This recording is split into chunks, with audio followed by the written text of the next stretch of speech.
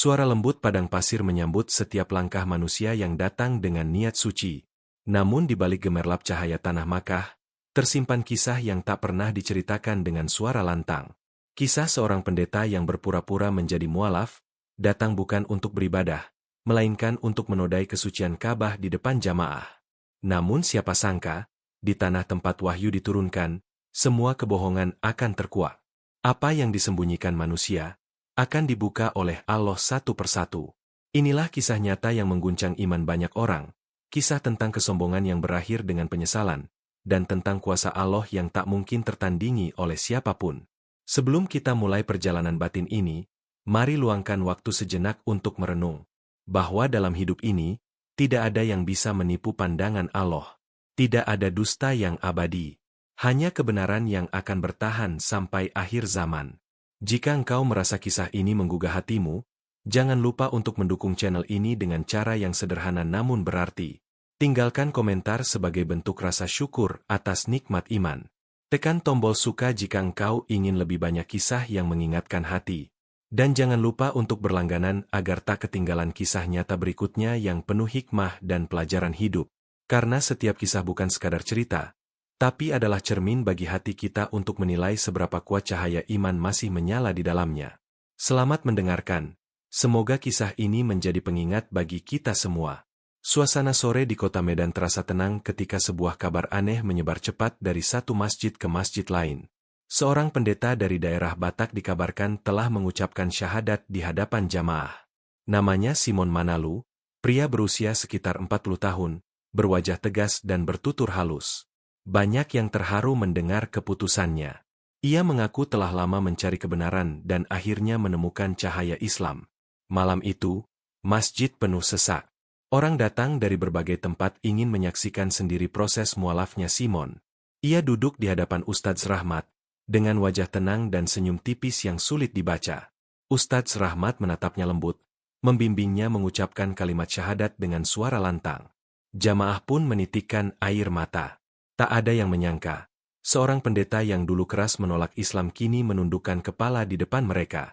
Namun di balik ketenangan itu, tersimpan sesuatu yang ganjil. Sejak awal Simon terlihat terlalu banyak tersenyum, bahkan ketika semua orang larut dalam haru. Seusai prosesi, beberapa jamaah merasa ada sesuatu yang janggal dalam ucapannya. Ia sering memandang ke arah kamera ponselnya, seolah sedang merekam momen tertentu. Tapi tak ada yang curiga lebih jauh. Semua menganggap itu hanyalah ekspresi bahagia seorang saudara baru. Malam itu Simon dijamu di rumah Ustadz Rahmat. Mereka makan bersama dengan penuh kehangatan.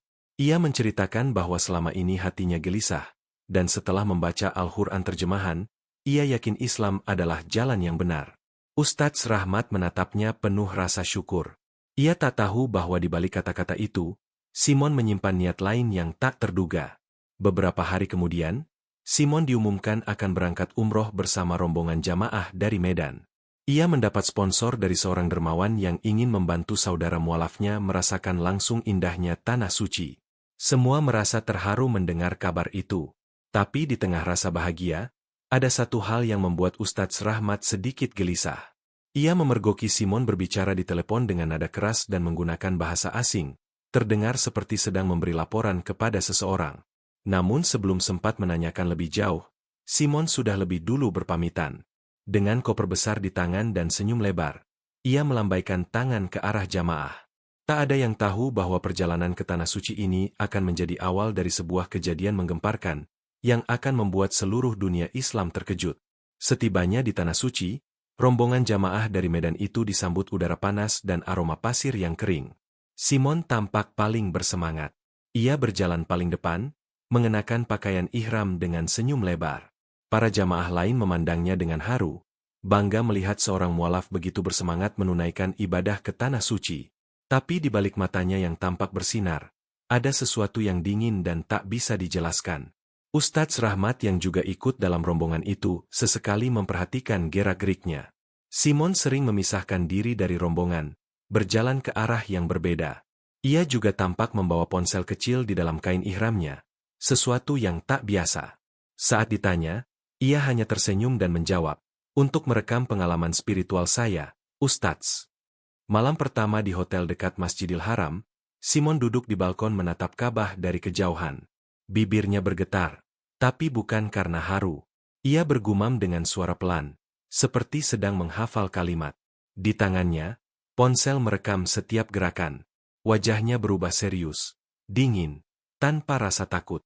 Dari balik tirai kamar sebelah, seorang jamaah tanpa sengaja melihatnya. Simon tampak seperti sedang berlatih berbicara di depan kamera. Tapi ucapannya aneh, seolah bukan doa. Jamaah itu mengira Simon sedang berzikir dalam bahasa lain, dan tak berpikir panjang. Keesokan harinya, rombongan memasuki Masjidil Haram untuk pertama kalinya. Gemuruh takbir menggema di setiap sudut. Air mata mengalir dari wajah jamaah yang melihat Ka'bah secara langsung.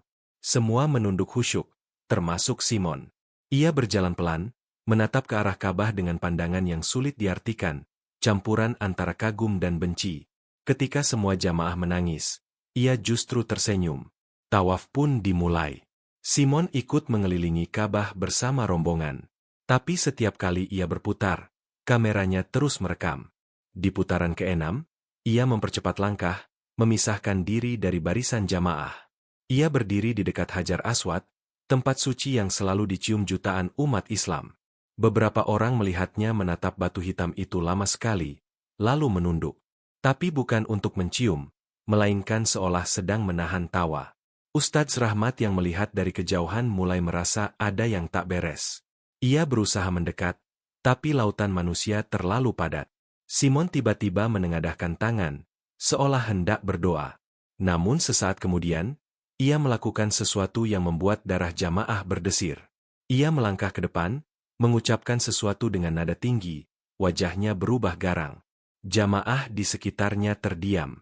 Kamera kecil di tangannya menyala, merekam semua. Dalam hitungan detik, suasana khusyuk berubah mencekam. Petugas keamanan bergegas mendekat.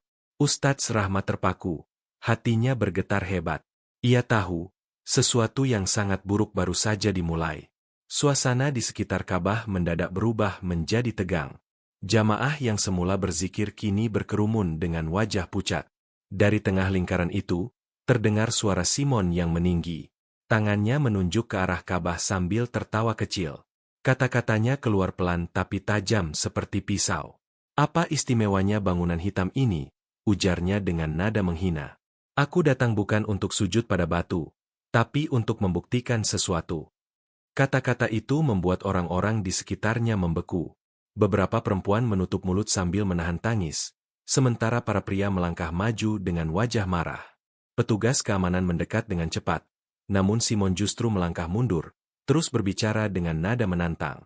Kamera kecil di tangannya tetap menyala.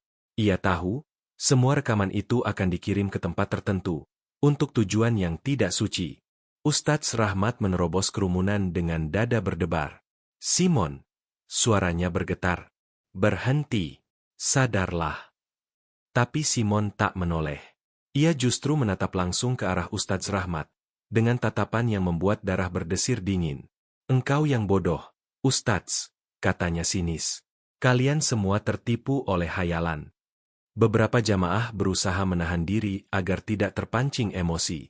Namun ada juga yang mulai berteriak marah. Situasi semakin kacau. Petugas mencoba melindungi Ka'bah dari kemungkinan tindakan gila, sementara Simon masih saja berbicara dengan nada sombong. Di tengah kekacauan itu, angin tiba-tiba berembus kuat. Suara gemuruh menggema dari langit. Pasir beterbangan di pelataran Masjidil Haram. Sebagian jamaah menunduk, beristighfar, dan berusaha menarik Simon menjauh. Tapi tubuhnya menegang, wajahnya pucat seperti kehilangan kendali. Kamera di tangannya jatuh dan layar ponselnya berkedip. Tiba-tiba, dari arah atas Ka'bah, seberkas cahaya putih menyilaukan mata muncul sesaat. Semua orang menutup wajahnya karena silau. Simon yang berada paling dekat justru menatap langsung cahaya itu. Dalam sekejap, wajahnya berubah ketakutan. Matanya membesar. Keringat dingin mengalir di pelipisnya. Ia berusaha mundur, tapi tubuhnya gemetar hebat seolah ada kekuatan yang menahannya. Petugas berhasil memegangnya dan menyeretnya menjauh dari area Ka'bah. Ustadz Rahmat menatapnya dengan campuran marah dan iba. Ia hanya bisa berkata pelan, "Engkau telah melangkah terlalu jauh. Simon, semoga Allah masih memberimu kesempatan untuk sadar. Simon tak menjawab.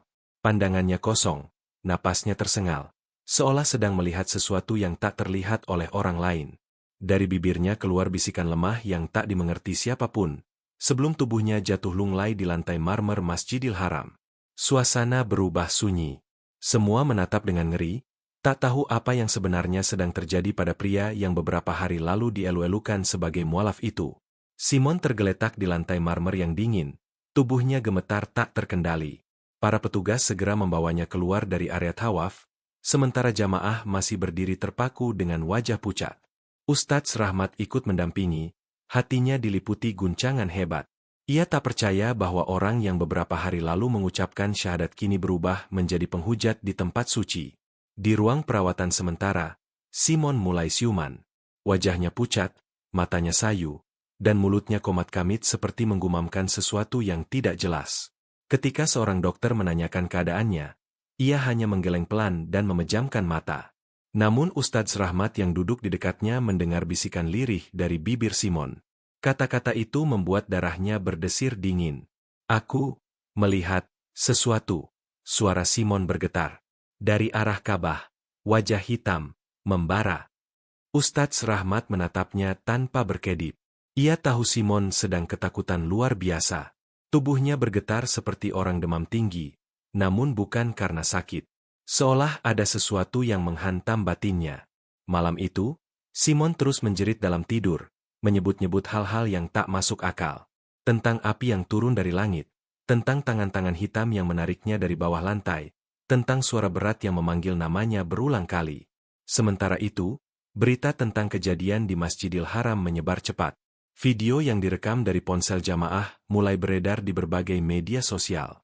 Dunia gempar. Orang-orang bertanya siapa pria itu dan mengapa ia berani menghina tempat paling suci umat Islam. Rombongan jamaah dari Medan menjadi sorotan.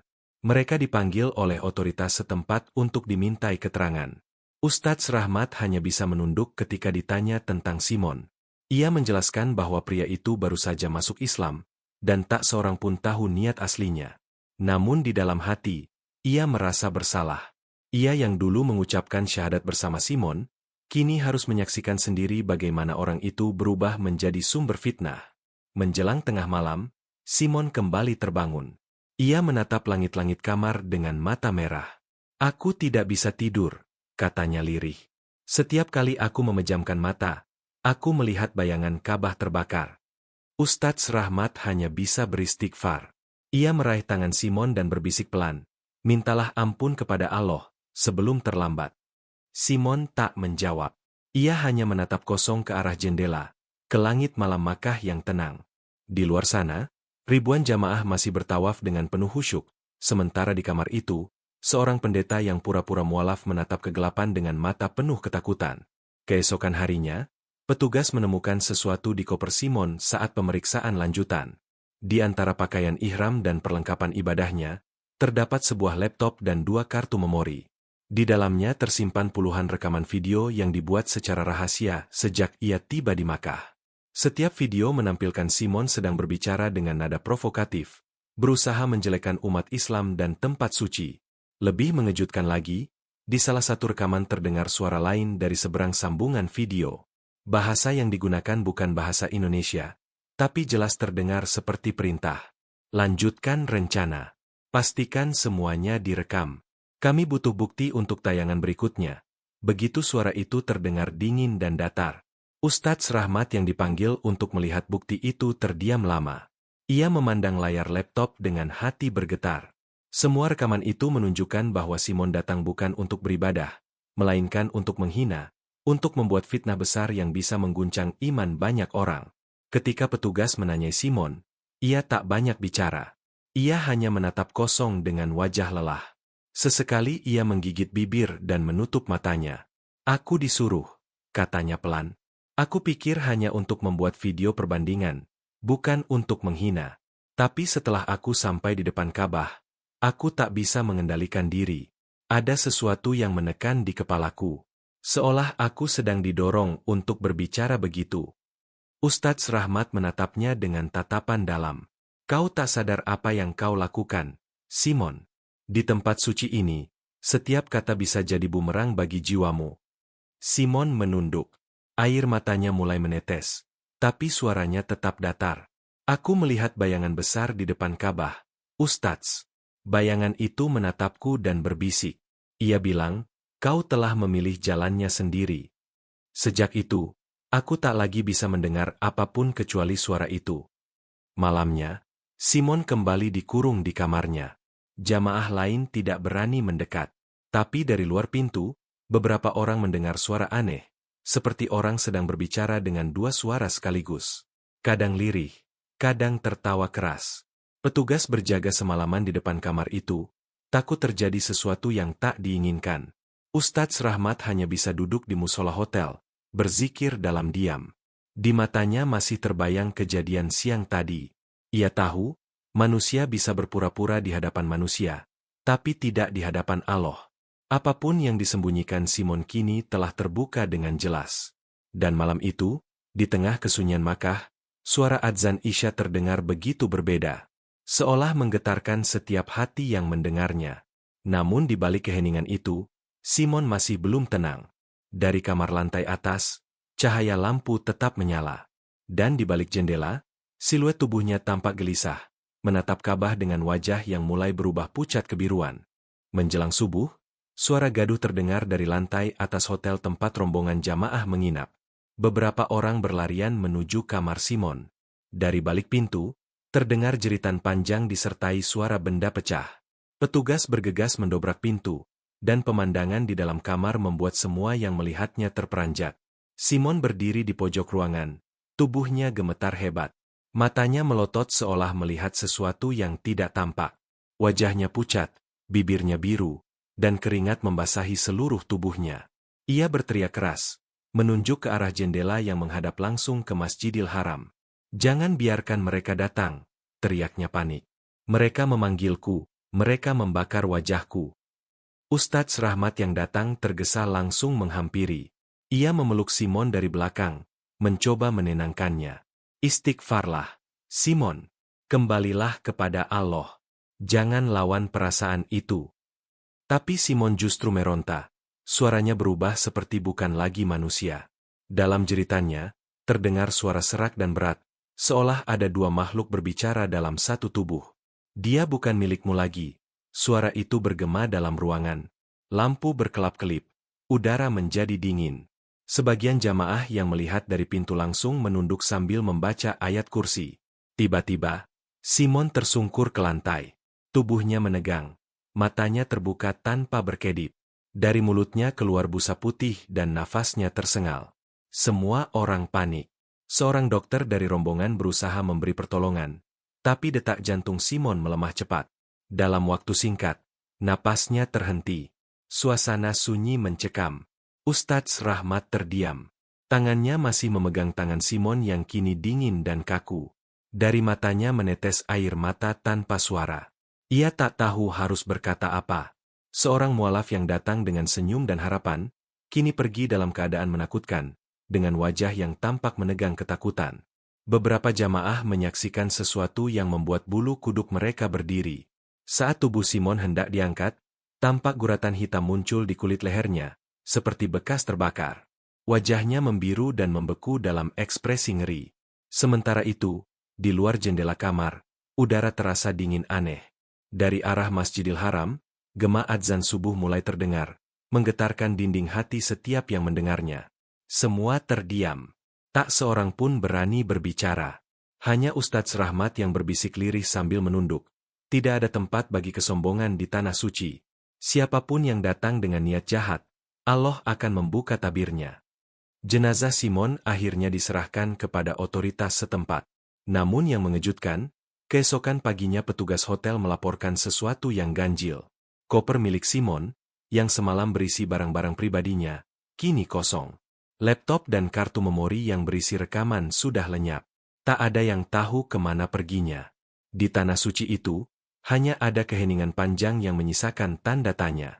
Tapi bagi mereka yang menyaksikan langsung malam itu, tak ada yang ingin mengulang ceritanya dengan suara lantang. Karena semua yang terjadi, sudah cukup menjadi pelajaran hidup yang tak terlupakan. Hari berganti, namun suasana rombongan jamaah dari Medan masih diselimuti rasa takut dan tak percaya. Mereka tak henti membicarakan kejadian malam itu. Beberapa bahkan mengaku masih mendengar jeritan Simon di dalam mimpi. Sementara itu, Ustadz Rahmat memilih banyak berdiam diri. Setiap kali menatap Ka'bah, hatinya bergetar. Ia merasa Allah baru saja memperlihatkan kepadanya satu peringatan besar tentang keikhlasan dan niat manusia. Jenazah Simon dimakamkan di pemakaman Makkah dengan pengawalan ketat. Tak banyak yang hadir, hanya beberapa petugas dan 1-2 jamaah yang diminta menemani. Saat jenazah diturunkan ke liang lahat, angin bertiup pelan, membawa aroma tanah basah yang aneh. Seorang petugas pemakaman bersaksi bahwa saat kain kafan dibuka sebagian untuk pemeriksaan akhir, wajah Simon tampak seperti sedang ketakutan, matanya terbuka lebar, seolah melihat sesuatu di akhir hayatnya. Seusai pemakaman, Ustadz Rahmat duduk lama di halaman Masjidil Haram. Di hadapannya, ribuan jamaah terus bertawaf, bersuara lembut memuji nama Allah. Di tengah gemuruh itu, ia menunduk dan meneteskan air mata. Betapa lemahnya manusia, ucapnya pelan. Bila hatinya dikuasai kebencian, maka cahaya tak akan pernah masuk ke dalamnya. Malam itu, ia bermimpi aneh. Dalam mimpinya, ia melihat Ka'bah bersinar terang, namun di depan sinar itu ada bayangan hitam yang perlahan-lahan terbakar hingga lenyap.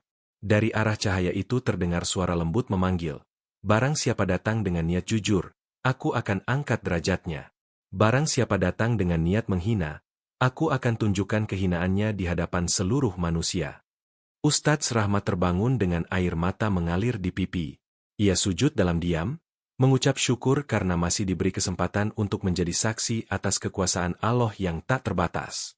Sekembalinya ke tanah air, jamaah lain menyebarkan kisah ini sebagai pelajaran. Tak ada yang menambah atau mengurangi cerita, karena semuanya terlalu nyata. Video Simon yang sempat beredar kini tak lagi bisa ditemukan di dunia maya. Semua lenyap seolah ditelan waktu. Namun bagi mereka yang pernah menyaksikan sendiri kejadian itu, setiap detiknya masih terekam jelas di hati mereka. Dan sejak hari itu, setiap kali Ustadz Rahmat memimpin doa di masjidnya, suaranya selalu bergetar saat sampai pada satu kalimat. "Ya Allah, lindungilah kami dari hati yang berpenyakit, dari lisan yang menghina, dan dari kesombongan yang menutupi cahaya iman." Lalu ia menunduk dalam, menatap sajadah dengan mata berkaca-kaca. Karena ia tahu, di antara jutaan manusia yang datang ke Tanah Suci, tak semuanya datang untuk beribadah. Tapi siapapun yang datang dengan niat jahat, tak akan pernah bisa bersembunyi dari pandangan Allah yang Maha Mengetahui. Dan di langit malam Makkah yang sunyi, suara takbir terus bergema, menyelimuti bumi dengan cahaya keagungan yang abadi. Sepekan berlalu setelah peristiwa menggemparkan itu, suasana di hotel jamaah mulai tenang. Namun di balik ketenangan itu, ada sesuatu yang belum selesai. Koper milik Simon yang hilang malam setelah kematiannya masih belum ditemukan. Pihak keamanan sudah memeriksa semua kamar dan gudang penyimpanan, tapi hasilnya nihil. Seolah koper itu lenyap tanpa jejak. Ustadz Rahmat duduk di lobi hotel sambil memandangi jamaah yang bersiap pulang. Di tangannya, ia menggenggam tasbih kayu yang sudah mulai pudar warnanya. Hatinya terasa berat, bukan karena kejadian itu saja, tapi karena sesuatu yang masih menghantui pikirannya. Ia teringat pesan terakhir Simon sebelum menghembuskan napas terakhir. Kata-kata lirih yang terdengar samar namun tak bisa ia lupakan. "Aku hanya menjalankan perintah, tapi wajah itu datang sebelum aku sempat meminta ampun." Ustadz Rahmat menatap langit Makkah yang biru, mencoba memahami maksud dari kalimat itu. Apakah Simon benar-benar dikendalikan oleh sesuatu? Atau semua itu hanyalah akibat dari kebencian yang menumpuk di hatinya? Tak ada yang bisa memastikannya. Namun yang jelas, sejak malam itu, Ustadz Rahmat sering terbangun dari tidurnya dengan dada berdebar, seolah mendengar suara langkah kaki berjalan di sekitar kamarnya. Beberapa jamaah juga mulai mengalami hal aneh. Salah satu dari mereka mengaku melihat bayangan putih melintas di koridor hotel menjelang subuh. Bayangan itu berhenti di depan kamar tempat Simon dulu menginap, lalu menghilang begitu saja. Petugas hotel pun mengaku sering mendengar suara ketukan halus dari dalam kamar itu meski sudah dikosongkan dan dikunci rapat. Akhirnya, pihak manajemen memutuskan menutup kamar tersebut sementara waktu. Setiap malam, mereka membaca ayat suci di sana, berharap suasana kembali tenang. Namun anehnya, lampu kamar itu kadang menyala sendiri di tengah malam. Ustadz Rahmat tak pernah menceritakan hal ini kepada jamaah lain di Indonesia. Ia hanya menyimpannya dalam hati. Baginya, ini bukan sekadar kejadian aneh, tapi sebuah tanda bahwa setiap perbuatan manusia akan meninggalkan jejak, bahkan setelah tubuhnya tiada. Sebelum pulang ke tanah air, Ustadz Rahmat sempat mendatangi Masjidil Haram untuk terakhir kalinya. Ia berdiri lama di depan Ka'bah, menatap keagungan rumah Allah dengan mata yang basah. Di tengah jutaan manusia yang berputar mengelilinginya, ia berbisik pelan, "Ya Allah, aku tak ingin menghakimi siapapun. Tapi jika peristiwa ini Engkau tunjukkan untuk membuka hati kami, maka jadikanlah itu cahaya bagi kami semua." Angin lembut berhembus melewati wajahnya.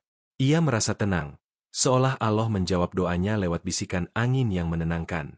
Ketika ia melangkah keluar dari masjid, Ustadz Rahmat menoleh sekali lagi ke arah Ka'bah.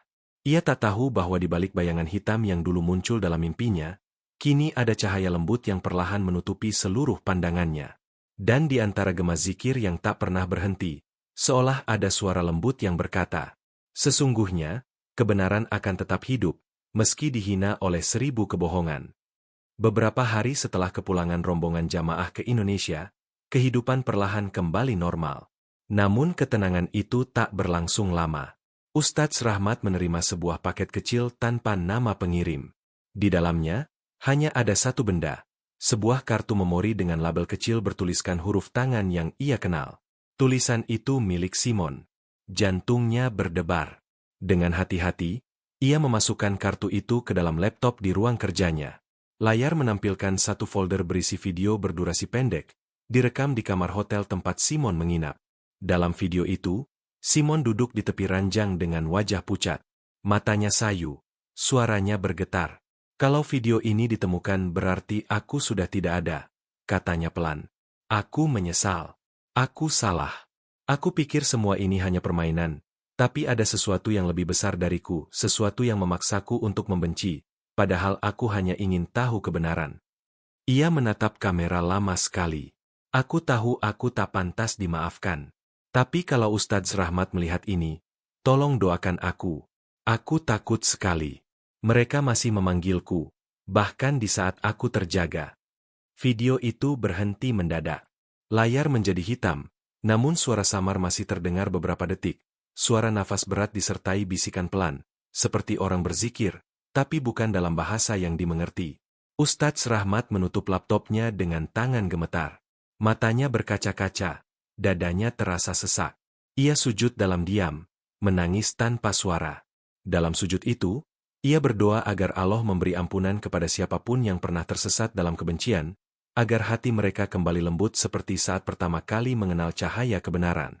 Malam itu, ia pergi ke masjid dan memimpin salat Isya. Setelah salat, ia duduk di depan mimbar, memandang jamaah dengan tatapan dalam. "Saudaraku," katanya dengan suara bergetar, "iman bukan hanya diucapkan dengan lisan, tapi dijaga dengan hati yang jujur. Barang siapa bermain-main dengan agama, maka ia sedang bermain-main dengan hidupnya sendiri." Jamaah terdiam, sebagian menunduk haru. Ustadz Rahmat melanjutkan, "Di dunia ini, banyak yang terlihat suci di mata manusia, tapi Allah lah yang tahu isi hati. Dan siapapun yang datang dengan niat buruk, cepat atau lambat, kebenaran akan membukanya di hadapan semua orang." Setelah itu, ia bangkit perlahan, menatap arah kiblat. Dalam hatinya, masih terbayang wajah Simon saat terakhir kali memejamkan mata. Namun kali ini, bukan lagi dengan kemarahan, melainkan dengan harapan bahwa Allah telah menunjukkan jalan bagi ruh yang tersesat itu. Di luar masjid, angin malam bertiup lembut. Ustadz Rahmat menatap langit, di mana bintang-bintang bersinar tenang. Dan di antara suara malam yang hening, ia seolah mendengar bisikan yang menyejukkan hatinya. Sesungguhnya, ampunan Allah lebih luas dari murkanya. Ia menutup mata, meneteskan air mata terakhir malam itu. Dalam keheningan, azan subuh menggema dari kejauhan, menandai babak baru bagi hati yang telah ditempa oleh peristiwa yang tak pernah ia lupakan seumur hidupnya. Setiap kisah menyimpan pelajaran, dan dari cerita ini kita belajar bahwa keikhlasan tidak bisa dibuat-buat. Siapapun yang datang dengan niat suci akan dijaga oleh Allah, namun siapapun yang datang dengan hati penuh kebencian, akan ditelanjangi oleh kebenaran di waktu yang telah ditentukan. Allah berfirman dalam Al-Quran Surat Al-Ankabut ayat 69, "Dan orang-orang yang berjihad untuk mencari keridaan kami, benar-benar akan kami tunjukkan kepada mereka jalan-jalan kami. Dan sesungguhnya Allah benar-benar beserta orang-orang yang berbuat baik." Ayat ini mengingatkan bahwa hanya dengan keikhlasan dan kesungguhan dalam mencari kebenaran, seseorang akan menemukan cahaya Allah yang sesungguhnya. Cerita ini adalah fiktif yang dibuat seperti nyata, agar kita semua dapat mengambil hikmah dan pelajaran hidup darinya. Tidak untuk menghakimi siapapun, melainkan sebagai pengingat bahwa kebohongan, kesombongan, dan niat jahat tidak pernah berbuah manis. Terima kasih kepada para pendengar yang telah mengikuti kisah ini hingga akhir. Jika engkau merasa kisah ini menyentuh hatimu, silakan tulis pendapatmu di kolom komentar. Jangan lupa tekan tombol like, subscribe, dan aktifkan lonceng notifikasi, agar tidak ketinggalan kisah-kisah penuh hikmah berikutnya. Karena setiap kisah bukan sekadar untuk didengar, tetapi untuk direnungkan, agar hati kita selalu terjaga di bawah cahaya petunjuk Allah yang Maha Pengasih.